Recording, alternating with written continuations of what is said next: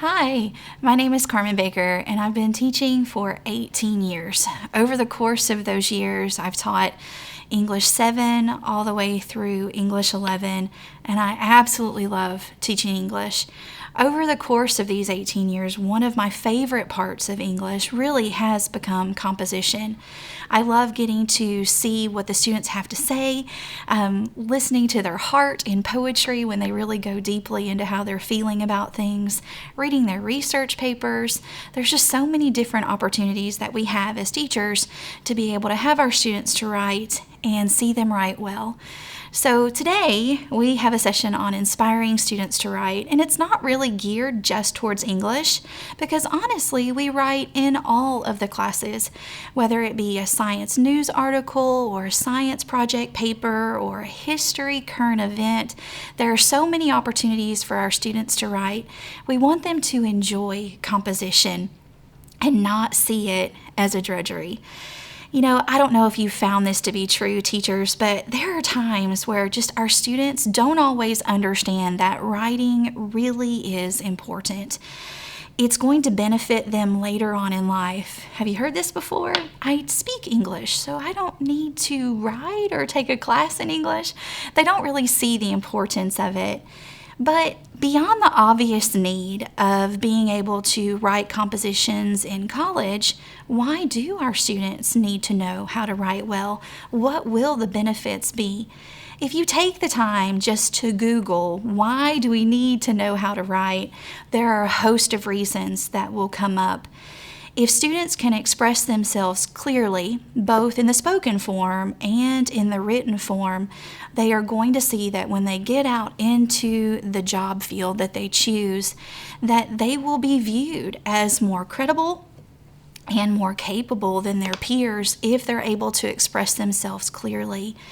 And the spoken and written form really do go hand in hand.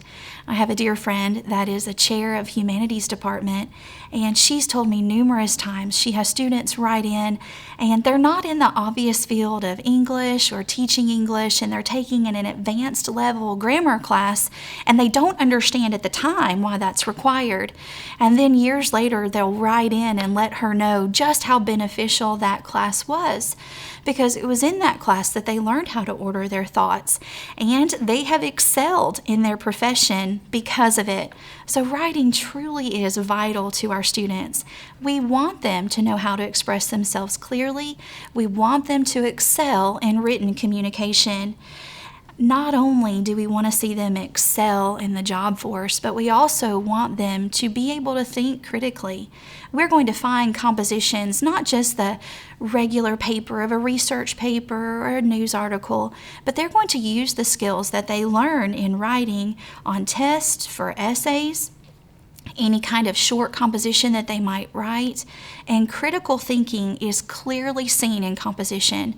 In the English area, critical thinking is evident because we are combining everything that we have learned over the course of that year in those compositions that they're writing. Science, same thing. My oldest daughter just finished up her science project and writing that paper and putting everything together and figuring out how it all works. She did that through that composition. She had to think critically.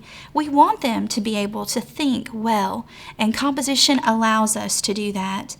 So really, from essays on tests to summaries that they may be writing, current events, all of those things, writing is vital to every part of, I would say, each class. Now, honestly, understanding the purpose of why we teach composition is so helpful as well. We want our students to be able to express themselves correctly. We want them to know how to order their thoughts, not just in the written form, but also spoken as well. And we need them to be able to evaluate their own writing. We need them to be able to look at things that they've done in class and notice areas of improvement. Sometimes it's very easy for us to see something that we've written and think, oh, it's perfect. But running it by someone else to look at your composition, allowing them to take the time to look and see, could they use a better word here or a different word in this area? That's vital. Being able to evaluate themselves really is key. Well, How can we help our students improve? How can we motivate them to work? And how can we produce good writers? I'll never forget my first year of teaching. It was 8th grade English, and they wrote their research paper on a great American. And one of my students, as I opened up their research paper and I looked at it for the first time, their thesis sentence was, "This general was great at stuff, he accomplished lots of stuff, and he did much stuff throughout his life." At that point, I didn't know whether to laugh or cry. What had I done wrong? Had that student been in class? What happened? How can we take a student from "the general is good at stuff" to this thesis sentence? This thesis sentence was written by an 8th grader. It is, "Evolution is disproved by these 3 natural laws. Matter and energy cannot be destroyed. Order does not come from chaos. And complex life does not come from simple life forms." How do we go from stuff to this very well-written thesis sentence about evolution not being true? Well, part of it is we need to inspire our students to write. I don't know about you teachers, but whenever I introduce a composition, I've been teaching now, again, 18 years, and I've yet to have a student jump out of their seats with joy when I say the word composition. They might be feeling it down deeply, but they don't show it quite like that. What do your students do when you say composition? Do you sense the sigh or see the eyes drop a little, or that it's not always met with great excitement? And honestly, I feel like the biggest reason why is simply fear. They're not sure what they need to do or how they need to do it, exactly what they need to say, what are we wanting from them. And honestly, teachers, have you not been in a situation where you've written something or turned something in and not been 100% sure if you did it right or if you met the requirements? We want to put our students' minds at ease. We want to inspire them. And we want to keep them from moping every time we say composition. We want to give them hope that they can be great writers. Writing truly is a learned skill. And if they'll take the time to practice, then they too can become an excellent writer.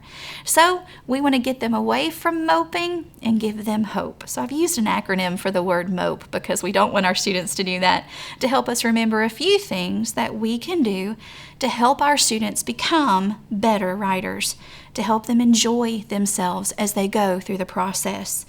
Well, the first thing that we need to do as teachers to motivate our students to do well is motivation. Motivation is key. I don't know about you, but I know in my home if there are certain things that need to be done, some I enjoy more than others. I think the thing that I dislike the most is laundry. I don't mind putting it in the washer, and I don't mind moving it from the washer to the dryer. It's the folding it and putting it away that gets me every time. I'm convinced that's why we have love seats. That's where the laundry should go, to wait momentarily. Why do we need drawers when we have the love seat? So I'm not as easily anticipating that job on the weekends. I will tell you though, I'm gearing up for vacation here very soon. And because I'm gearing up for vacation, I know the laundry's got to be done and it's got to be put away so we can pack it in the suitcases. The motivation is there. And because the motivation is there, I'm eager to jump into it. Aren't you the same way? So if we can motivate our students before the composition begins, then we'll easily see their writing improved and they'll be more excited to do it. How can we motivate our students? Well, one way that we can motivate our students is simply by using a good introduction. If we can really sell them on the importance of this composition from the very beginning, then they'll be more excited about it. So motivation really is key. Using a good introduction helps us in that. I know when we talk about research papers, I always try to encourage the students when we're getting into research papers to choose a topic that they love. And in choosing a topic that they love, I have had a host of different topics. We did some informative papers, and the student really liked llamas, so he wrote about llamas. That doesn't just go with English. I know with science, when they do the science project, choosing something that they love is vital. My oldest, I know I mentioned this already, did her science project recently, and she loves to bake. And so the topic that she chose was baking. She got something that she enjoyed, and because she chose something that she enjoyed, she was excited to do it. So using a good introduction, helping them see that, you know what, this is going to be okay. Letting them pick something that they're excited about will lend itself to them having a better paper. So as we're inspiring them, just getting in with a great introduction and starting right off the top with something that they'll enjoy, that helps tremendously. Another thing that we can do to motivate our students is to read an example. If we read an example of what we consider to be a great paper, then that puts their mind at ease because they know what we expect, and they're able to kind of have a guide on what they can do to mimic that in their writing. So a great example is something I love to start off with. In English 11, we just finished an original poem. That can be kind of daunting. So reading a sample helps them to know what they need to do and what we're expecting as the teacher. I know science and history, showing them a sample of what a good current event should be.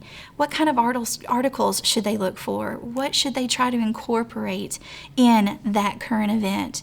What about science, news articles, or again, the science project? Taking the time to help guide them through the process, reading an example of what you expect will put their mind at ease from the very beginning. I know I've referenced this, but I really believe that part of the reason why composition seems so daunting is just the fear. How do I write it? What do I say? How am I going to accomplish this? So if we show them right from the start what we want as the teacher, then that'll just put their mind at ease and help them to be able to do better right from the beginning. Another thing that we can do to motivate our students is to explain the importance of what they're doing. Help them to understand, you know what, we're writing this resume and this application letter, and the reason we're writing it is because, you know what, you're going to be looking for a job one day. And the fact that you're able to hand them a resume and an application letter sets you apart from the rest. I remember being 16 years old. I applied to work at an apple orchard near my home, and it was the place that everyone wanted to work. I didn't go to the school closest to the apple orchard. I went to a very small Christian school, probably 30 minutes away. They didn't know me at all. But my mom looked at me and said, Carmen, you need to do a resume and an application letter. And I did. And the fact that I had one and handed it to them was so impressive to them, not because of me, but because I took the time to do it, that they hired me right then on the spot. So explaining the importance really is key. What are they going to use this for? As we look at other areas, they need to be able to look at the news and look at it in light of God's Word and evaluate, is this good or not? And so doing those current events, doing those science news articles, doing other compositions that they may do depending on the course that they're in really is important to them. Beyond the need of just being able to write in college, understanding that what they're doing now will prepare them for life is absolutely vital. Another thing that we can do is just really be positive. From the very start, have them know that, you know what, they can do it. This is going to be fine. Again, one of the hardest compositions, I think, for the majority of the students that I taught in English 11 is writing the original poem. Once we get into it and they get started, they do very, very well. But when you hear the word poem, immediately they think, I can't do this. So if we're positive from the very beginning, then they have the courage to know that it's going to be okay. Some things that we let them do to kind of help them be motivated as well is be creative in how we explain it. I know one thing that I encourage them in when we do that poem is, hey, write it on a decorated sheet of paper. And I've had many things decorated. I had a poem on a sheet, an entire twin sheet. I had a poem about balloons written on the back of a Mylar balloon, the shiny side that you really can't read too well. I've had them written on everything, but they were motivated because they were excited to show their creativity. It's not just the creativity of the student that we want to encourage, but also if we're creative as the teacher. I remember several years ago, there was a health teacher that was talking about their essays on tests. And he wasn't sure how to get across to the student exactly the way that they should formulate the essay so that it worked and it wasn't just sentences after sentence after sentence. And so he brought in bread, he brought in ham, he brought in cheese, he had lettuce and tomato, and he brought each piece in a Ziploc bag. And so he showed the students, okay, the bread. The bread is that first sentence where you reference the question. The bottom piece of bread, that's where you're going to finish everything. That's your clincher. And then the lettuce and the cheese and the tomato and the meat, all of that's what you're going to stick in the middle. So that's how you're going to prove all of that to be true. And it stuck with those students to see something so creative used to explain to them how they can properly do the essay. So as we inspire students to write, the first thing, really one of the most important things we can do as teachers is to motivate them from the very beginning. If we start off with a motivational lesson that gets them prepared and ready for what we want them to write across the subject areas, then I think we'll all find our compositions are better. Well, it's not just motivation though, is it? There's more to it than just motivating them. The next thing that we want to do as teachers is help them in organization. Teachers, I don't know if you've ever looked inside of a locker of students, but organization is not always high up on the priority list for students. I know even my own two girls, I'll look in their backpack or I'll peek into their room or they'll listen for my steps in the hallway and immediately I hear, Mom, don't come in, because it's not as organized as I might like. Organization does not come naturally to everyone by any stretch of the imagination. So if we can help them get organized as they start writing their paper, that's going to make it easier for them as well. One very simple thing that as teachers we can help them with in organization is to encourage students to use folders. I have a folder here for you. This student, it was his research paper, it was back in 2006, so it's been a little while since he did this, but he started off with this black folder and he kept absolutely everything in it. Obviously, he had a family member that was into scrapbooking. It's absolutely beautiful for his research paper. But inside the folders, even this many years later, he has all of his drafts, he has note cards, everything he needs he kept in this folder. So encouraging them to use a folder just to keep everything together is huge.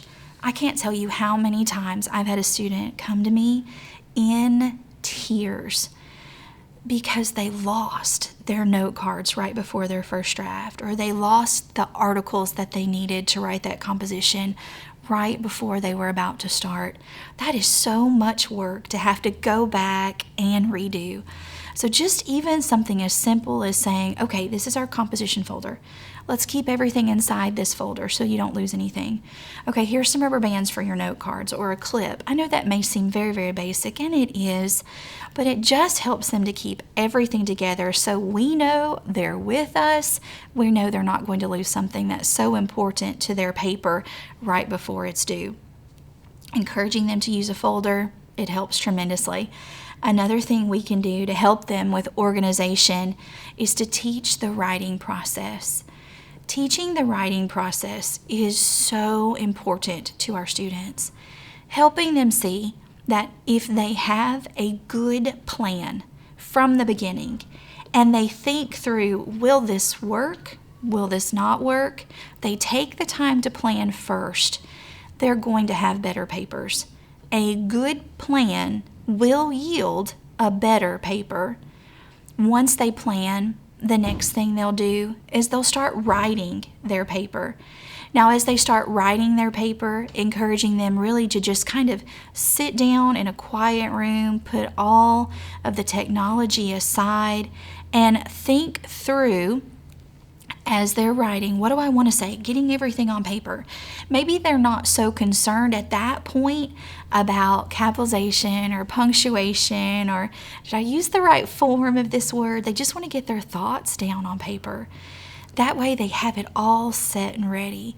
I don't know about you, but there have been multiple times in the middle of the night I have had a wonderful idea, absolutely marvelous, and I get up the next morning and that idea is no longer there.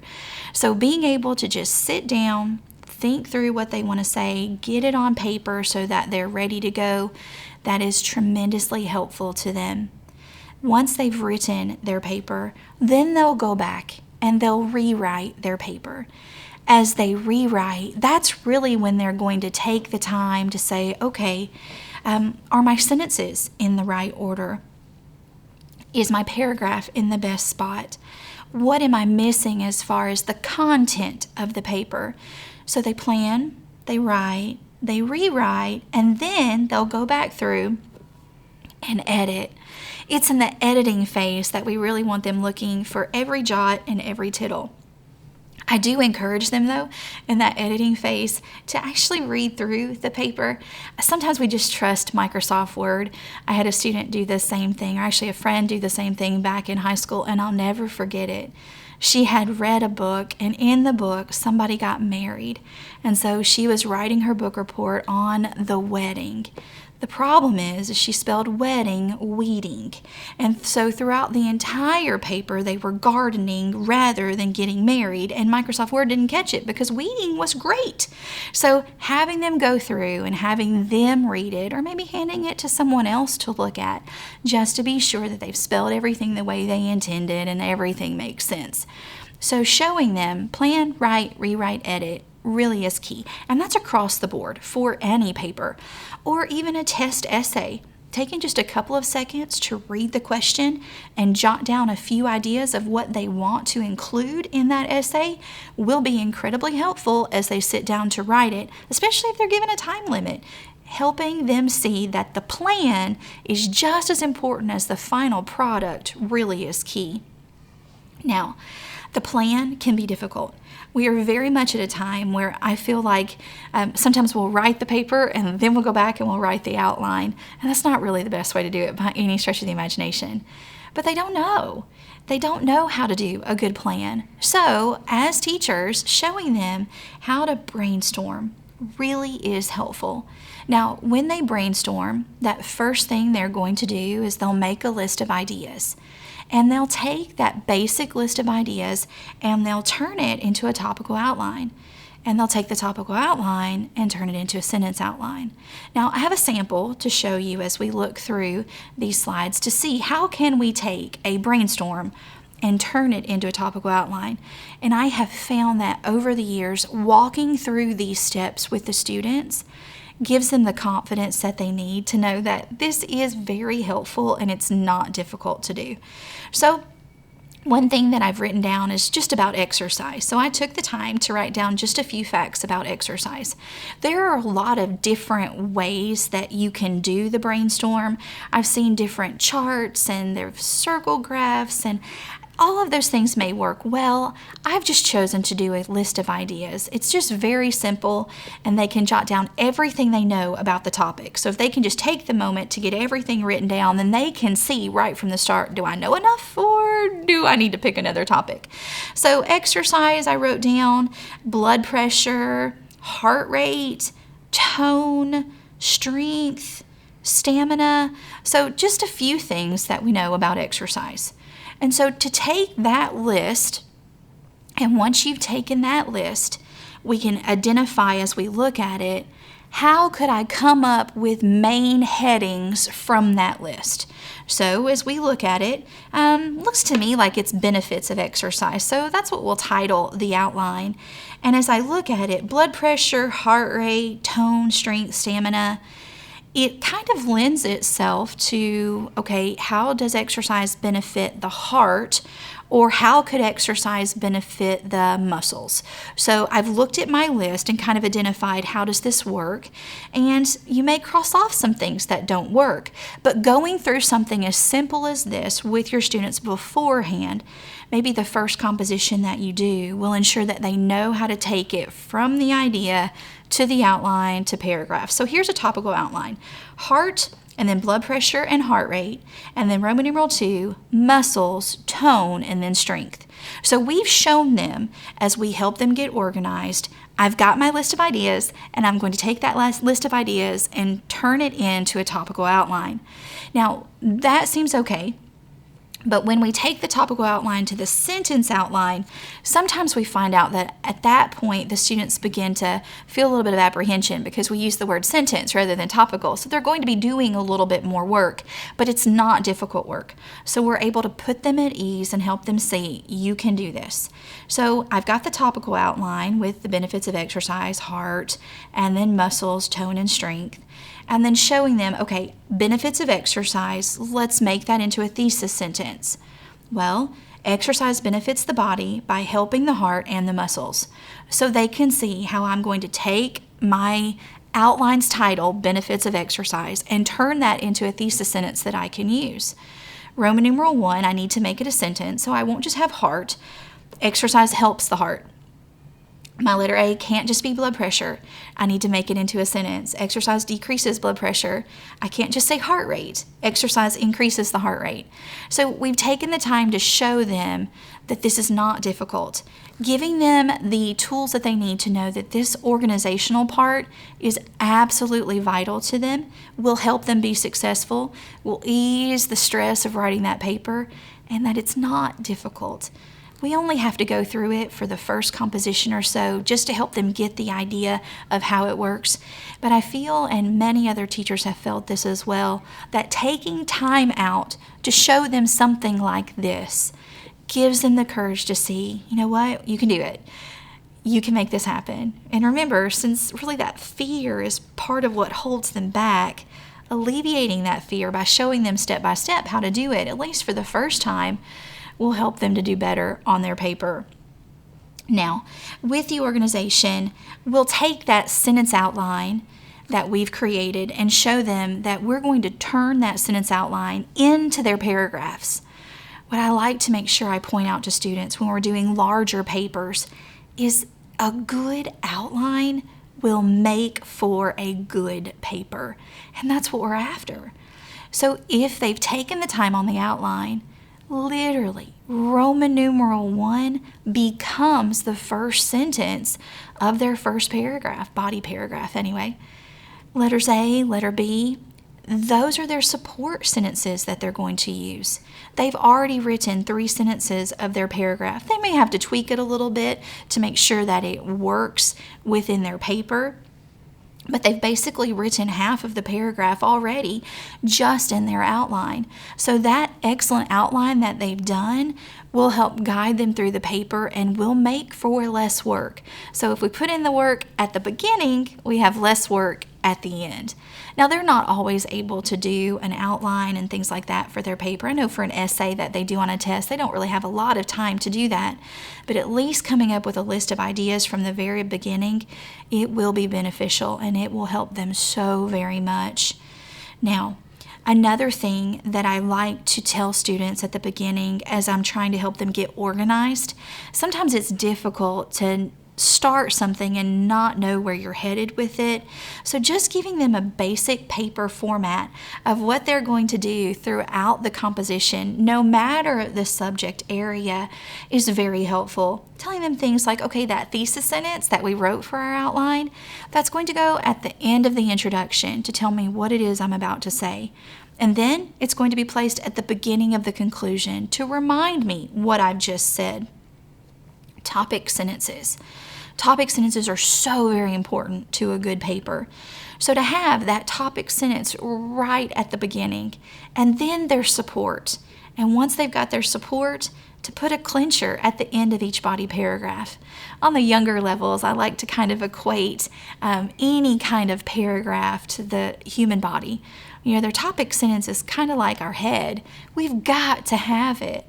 The body, that's also vital. The clincher, that's our feet. We need that. We need our feet to be able to function well.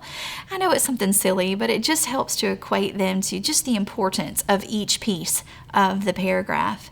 Now, as we go through, remember, we're inspiring our students to write. We've motivated them. We've helped them to get organized so that they're ready to go. And now that that organizational work has been done, our next step is really to begin to prepare our students. Now, as we start with that preparation, as we go through how we're going to walk them step by step through their paper, really, teachers, before we begin teaching, one of the best things that we can do as a teacher is to take the time to make a grade form before we teach.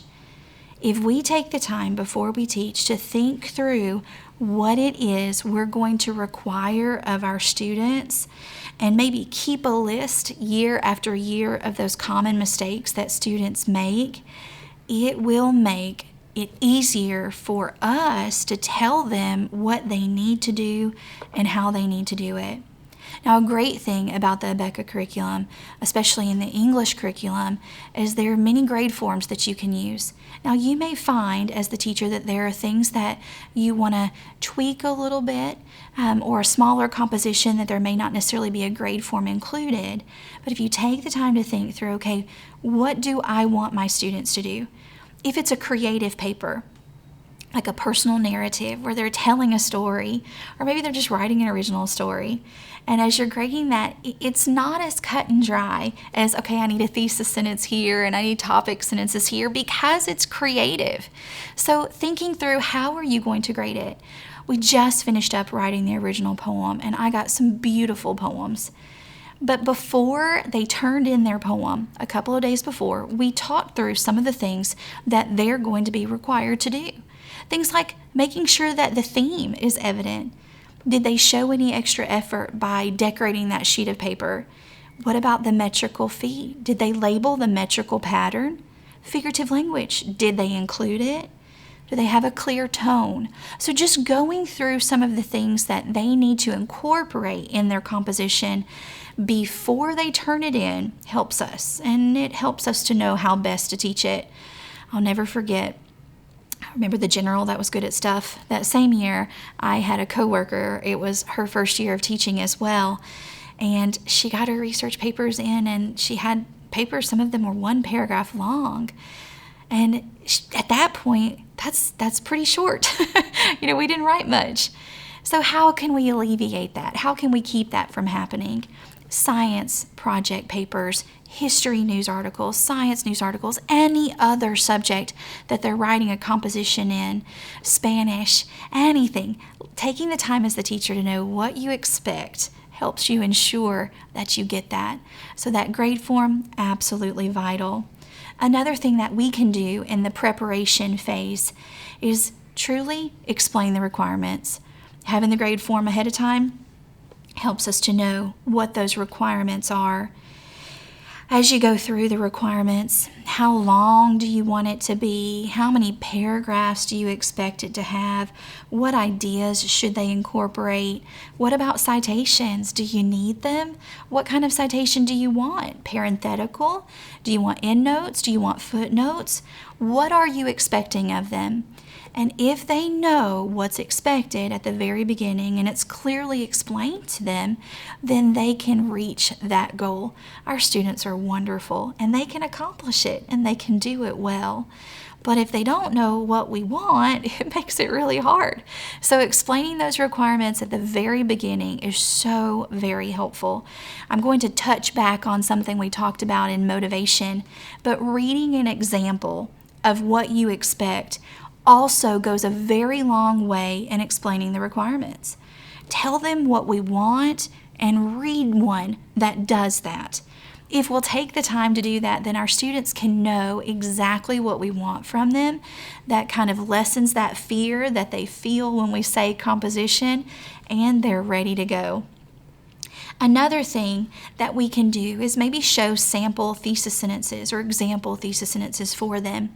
This isn't meant to just hand them their paper, but sometimes just seeing a form of how thesis sentences should go is helpful. Now, I have sample thesis sentences that are based on 3 points. You may have some that are 2 points, and that's fine. But one that I have is exercise benefits the body, and then I've got 3 blanks. So I set up the content, but I'm not giving them the 3 blanks. They've got to come up with that part on their own. Or George Washington was a great American because of his 1, 2, 3. So again, I'm setting them up for success by showing them how it should be written, and they fill in what they want as far as the content goes. Careless drivers. I know we write some where they will describe different types of people. So this is a fun one. Careless drivers are identified by 1, 2, 3 things. Again, setting them up for success by showing them how it should be written so they feel confident as they're writing their paper and they put in their own ideas. I know this year in English 11, as I was teaching it, I had sample thesis sentences similar to this, but in showing them the samples, it gave them the confidence to really blaze their own trail. They went through, and I had some of the best papers this year, and it's because they felt that comfort of knowing, okay, I know what we need to do, and I can get it done. So those sample thesis sentences really go a long way to helping them through their paper. Another thing that's just great for us as far as getting our students ready to write would be explaining difficult concepts, things that we know our students will struggle with or could potentially. One thing that I have found over the years to be very difficult for students is that concept of plagiarism, and this can be used throughout the subject matter. And we know in the world in which we live, plagiarism is something that creeps up not just in the world of academics, but even politics, where bits and pieces will be taken from other people's speeches and incorporated into their own, but the credit's not given. Helping them understand that, in something that's research-based, you have to pull from the experts to put it in yours. But we have to know as teachers, and we have to know as a society, what's yours and what's someone else's. Because really, in essence, when you plagiarize, you're stealing someone else's thoughts and calling them your own. So explaining to students how we need to avoid plagiarizing other people's content is absolutely vital. So very often, I'll put up a slide that you'll see here in just a moment that guides the students through that concept of how do we avoid plagiarism. So we do an argumentative essay that's kind of like a prequel, if you will, to the research paper, and it's based on proving evolution is false. Now, this paper uses different sources that we have in our literature book, so they don't go to any outside source other than the compositions or the stories that we read in our literature book. So they use that as their source. And in the argumentative essay, really any persuasive essay, showing them we need a clear topic sentence. So evolution is false because God made man. Now, if we're arguing a point, we need to address what the other people say. It's not fair just to steamroll them and not address what they say. So evolutionists believe that man evolved from an atom. So I'm going to acknowledge what they believe. And then after I acknowledge what they believe, now we're going to pull that support in. And this is where the explaining of how plagiarism is avoided comes in. First thing we want our students to do is we want them to introduce, to tell me who it was that said that material. That introduction helps us as the teacher to know, okay, this is no longer their writing, it's now the writing of someone else. Lord Calvin, a prominent scientist, states, so a very simple introduction at the very beginning of where they got that material. They can vary the form a little bit, and I also like to encourage them, if it is from someone else, then give them validity. Help me know why they are really an authority on the topic. So give them that authority at the very beginning by telling me a prominent scientist or a book that they've written or something that they're known for. Once we've done that, then we're going to state that fact. If it's an exact quotation, we'll use quotation marks around it, and I show them that. But then they begin to wonder, well, what if I've changed the words, I've summarized it? Do I still need to cite it? And the answer to that's yes. So I take that sample and show them, okay, let's take the comma out after states. Let's put the word that in, because the word that signals that this is a summary. We'll take those quotation marks out, and then we'll put our summary in. And really, that's the only thing that changes, is the comma becomes the word that, and the quotation marks go away. Everything else remains the same. Because the misconception is that plagiarism is just taking the words of someone else. Not that plagiarism is taking the words, the sentence structure, and the ideas of others. It's more to it than just the exact words. So we show them how to take that summary and cite it correctly. We show them about the page number. Now you'll see the page number here that I have in parentheses doesn't include the author's last name, and that's just because it came from one source. But they have the parentheses, and then they have the period after it. And then probably the hardest part for them, even at the junior level, is explaining why they put that in their paper. I don't want them to just reword what's already there. I want them to explain what that does for their topic sentence. So here, the quotation is, "It is absurd nonsense to believe that atoms falling together of their own accord could make a sprig of grass, a rock, or a living being." And then the explanation is, "The creation of man could not occur by mere chance. A loving God made man in his own image." So showing them how they take that support and tie it into their topic sentence is so very helpful. If there were one thing that I would say would be one of the more difficult things for them, it's just getting down, how do I cite correctly? And when they learn that, they can take a parenthetical citation, and then when they get to college or an upper level class, they can take that same basis and turn it into endnotes and footnotes, because very little is going to change. So explain to them the difficult concepts. Another thing is to give feedback throughout the process. What I like to try to do, if time allows in the day, is if they have a longer paper, have them come up to my desk and read through the parts that I know can be a little bit difficult for them, and give them feedback throughout the process. Having them have that feedback throughout the process just helps us to know at the very beginning that they're on the right track. So that feedback is so very helpful. Another thing is pointing out common mistakes. I'll tell you, something as common as with the citation, putting the period at the end of the parentheses rather than in the quotation. Something so simple as that, pointing out those mistakes ahead of time, it really will help our students. A few extra things that you may not necessarily see on the slide, going back to giving them examples so they know what to expect. Having them exchange papers in class. As they exchange papers in class, they're able to glean from their peers some things of, as we go through, I'll give a list. Do you have topic sentences? Do you have transitions? Do you feel like this is clear? And their peers are able to look at it, and they can glean from them. Did I do that right? So taking the time to exchange papers in class, having them write down requirements, allowing for questions, time for them to just say, okay, what do you need here? What should I do in this situation? How do I do it if my quotation is from one person who's quoted in another book? How do I show that relationship? So allowing them to ask questions is key. Now, another thing, and this is key too, I know I've said key a lot, but this is important. As we're preparing them, I feel like giving them the option to choose their own topic and choose something they love really does help our students, giving them the freedom to do that. Now, I'll say, I'm going to go back to my daughter who just did her science paper not too long ago. Her teacher gave her the freedom to choose a topic she was really interested in because she loves baking. She baked cookies, and she saw how the different flours affected the cookie because of the leaveners in the different kinds of flours. What would happen? She loved the topic. So the fact that she was in the kitchen baking cookies every Friday night and every Saturday for weeks on end did not matter to her because she enjoyed it. Now, if she had been given a topic like robotics, they would not have gone as well because she's just not into that. So letting the students choose their topic is wonderful, but guiding them to a topic you know they can do well is key. If it's a persuasive paper, is that topic persuasive?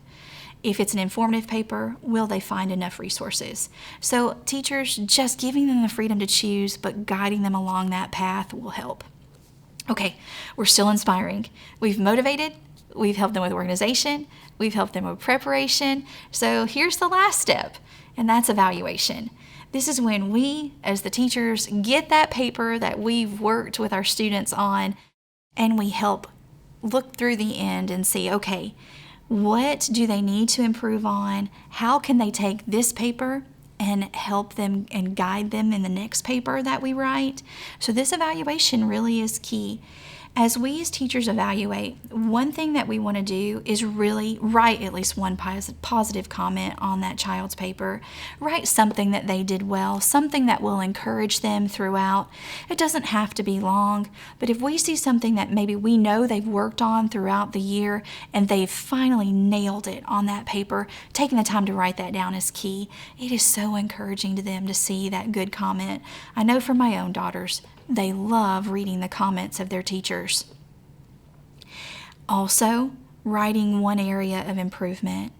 Now, I will say this, you may find some papers across subject areas where there's more than one thing that student needs to work on. But I think you'll find that if we can focus them on maybe one or two things that we want them to improve for next time, that will be much more effective than giving them the laundry list of things that they need to do. Because again, writing is a learned skill, and if they practice it, they're going to get better at it. So if we give them those attainable pieces, okay, you know what, let's work on topic sentences. Well, let's go ahead and work on paragraphs or making sure that our topic sentence is proven. But start with the big things, and then as those get worked out, then we can go to those fine-tuning details as we grade their paper. Another thing, that grade form that we created for that composition, whatever subject it happens to be in, use that grade form as you evaluate. That will help with consistency. We don't want grading papers to be I like it or I don't like it. We want to have a basis. Okay, you got this grade because this happened. And to avoid that, let's include this next time. So that grade form helps us to be consistent as the teacher. It also goes a long way to ensure that our students and even parents, if they have a question, can see how we graded it. And we're able to talk them through why they got the score that they got. Another thing that will really help you as a teacher is please don't feel like you have to mark every single mistake on that paper.